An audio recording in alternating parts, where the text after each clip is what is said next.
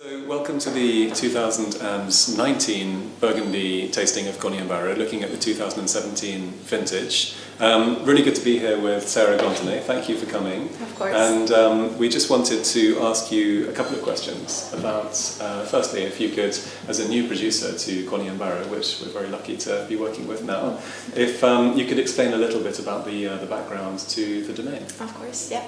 So my name is Sarah, and I took over the business with my brother Guillaume. It's been 5 years now, and my parents didn't really do any export, and since we took over, we developed a lot, so we make more and more bottles now, and so we open to export. So it's very nice to have new importers in the UK. So we, the domain is located in Volnay. We have 9 hectares in total, and we produce mostly Volnay and also a bit of Pommard, Meursault and Montagny for the whites, and some Chambord-Musigny Côte de Nuit. And our main production is, of course, the reds, and we have maybe 10% white wines. Okay.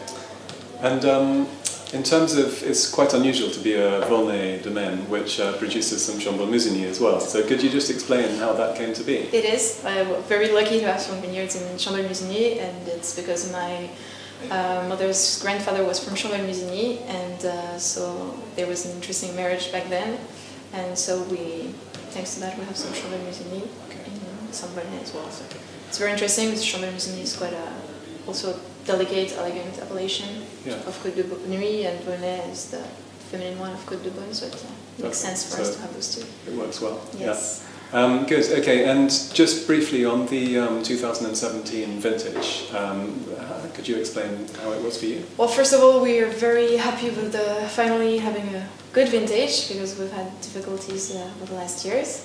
12, 13, 14, we had 3 years of hail in a row, so it was tough for us. Yeah. Then 15, we didn't have a lot of juice, not a big production either, and 16 was the worst, frost, of course.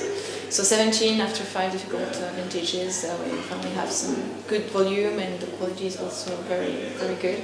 We had good weather conditions, quite a hot summer, and early harvest as well, but that assured us to have some enough good maturities, but also enough freshness in the wines, which we really want to keep. Yep. So it's very fruity and easy to enjoy vintage, even if it's still very young, of course. Yeah. I think it's a vintage which tastes, it's easy to taste. It's a very attractive early vintage. Exactly.